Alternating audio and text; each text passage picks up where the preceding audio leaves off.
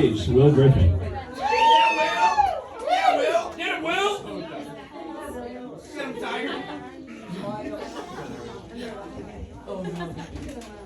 This morning I was driving in my car on across town, and there was a young married couple with their 3 kids crossing the street. I was busy working on some work plans, going out to Eastern Europe to visit a lady friend, and I saw myself drive over the family. They were fine initially. When I reversed, it became clear they needed to go to the hospital. So, guys, you see what I just did there? I tugged on your emotions. That is the Van Zant technique. It's a subtle technique, the Van Zant emotional pull technique. That's what you just experienced. You see how you were brought into my frame of reference by me doing that? Did you feel that? Yeah. Did you feel that base crocodile portion of your brain react to my absurd story? You see? Let's go ahead and erase all this. Well, it's not important. Anyway, so thank you all for having me. I'm usually billed out pretty expensively these days, but I just want to keep it all together. Let's talk about the honeypot. Is anyone familiar with a honeypot? Winnie the Pooh! Close.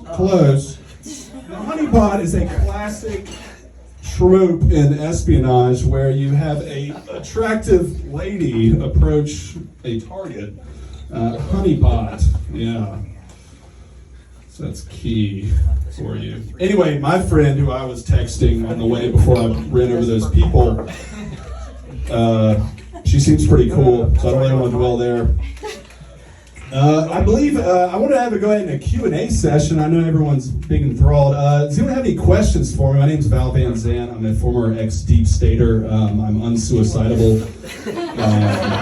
I don't want to kill myself yet. Sir, do you have a question for me? Yeah, have you ever been romantically entangled with a rival agent, and did it end with a treaty or a drone strike? Good question. Jeez. Where do y'all get these from? Jeez. I choose not to answer that question. Anastasia, I mean, I don't think there's anything going on there. I don't really want to get into it. Next question, please. Anyone else have another question? Any questions? You said. So, how do you compartmentalize meeting the love of your life, but you find out she's with French intelligence? Right. This is a classic situation, guys. So, what you want to do here, and the training we received at the farm, is it's called I dubbed it the Van Zant emotional compartmentalization box, but I call it the emo box. So what you want to do is, anytime you have a feeling that you don't want to actually address or integrate within you, you want to go ahead and just let that just float away. All right, let's do a case study. Eric, have you had anything emotionally traumatic or highly emotionally charged happen lately? Yes. What was that? I had shit thrown at me. You had excrement thrown at you. Was it human excrement? No, it was my dog shit. Okay, so this is the perfect example of when to use the Van Zant emotional box. So what you want to do is go ahead and take whatever emotions you had, you want to go ahead and put those in that box. Can you do that for me right now? Let's make a box. And then we'll just put them in the box. Yeah. For you future dads, this is going to be key. All right, next question, please. You, sir, in the back. Is the emo box also used to keep razor blades? No, it's just an abstraction. We don't put objects in that box. It's a good clarity question. Other question that is like written on a paper. You ma'am. What's the most effective way to fake your own death in a country with no extradition treaty? Yes, this is such a good question. It's such a good question to come from an audience of lay people. I would definitely say the old Yeah, drive your car off a bridge. Yeah. Is a good one. They can't ever find the body. It leaves a lot of like questions unasked. It gives you a lot of leeway. So yeah, great question. Just one more from the audience. You, sir, you sprightly young man. Mr. Van Zant. Yes. What is the best way to launder money through a children's charity without raising any suspicions? Right. So the question was about how to launder money through children's charities without raising suspicions. That's a good one. What we generally try to do, what I have my clients, what I help them do is we open up several different bank accounts, one in the Caymans, one in Switzerland, and then we come up with a charity name. Let's come up with a charity name together. You, sir, or anybody really. You look like a charity case.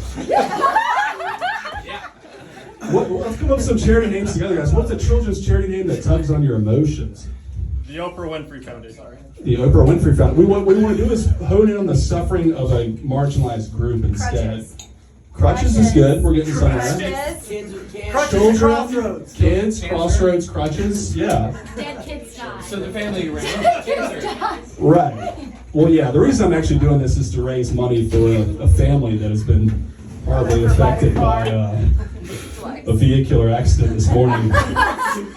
But yeah, that's good. That's good. Does anyone here? I just want to wrap this up and provide a little closure to everyone. Does anyone have any pieces of paper that I had for my pocket? You see, I'm an open book, and I don't want to hide anything from y'all. So I just want to hand out a few pieces of papers I randomly had in my pocket, and I'll show you how I use one of my techniques to handle that piece of paper. You, sir. You know, it's please. very funny you say that because I've got something right here. Oh, please.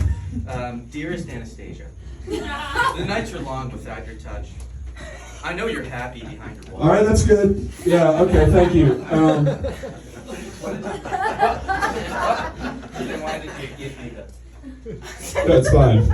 Okay, so what we're gonna do is put everything in the box, and you put the box away. See what I did there, guys? Yeah, cool. Another one, please. You, sir. Mr. Van Zant, I'm curious. How would you maintain plausible deniability if your safe house is double booked with a bachelorette party? Okay, yeah. So this happened to me last year, wow, it's a pretty wild weekend. A lot of champagne, a lot of orange juice. What you do is you want to go ahead and integrate yourself into the group of bachelorettes. So what that looks like for me is to approach them as a dancing person, and someone you kind of walk up like this. You're like, and you walk up like that, and you maintain eye contact. And that really seemed to work well with the bachelorettes. So, Follow-up question. yeah, please. Is that a vertical or a horizontal integration?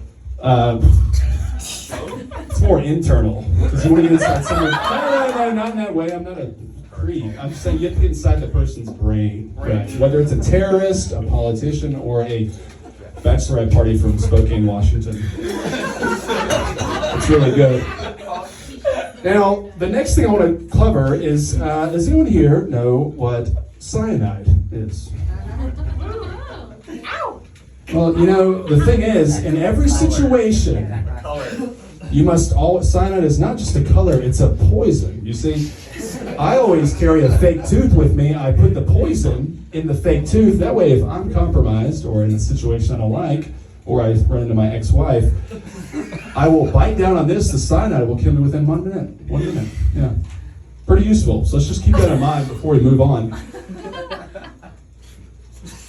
Anyway, let's talk about female entanglement. All right, who would like to go next for the, who would like to be a female entangled with the next situation? You, ma'am. I'd like to be female entangled. Okay, well that's not. Heyo. Oh, that's funny. One sec. You good? What?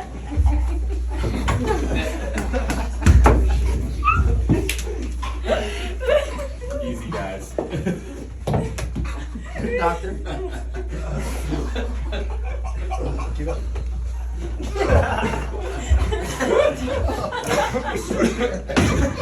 See what I did there, guys? Always be prepared. That's the Van Zant method right there. Thank you. Thank you.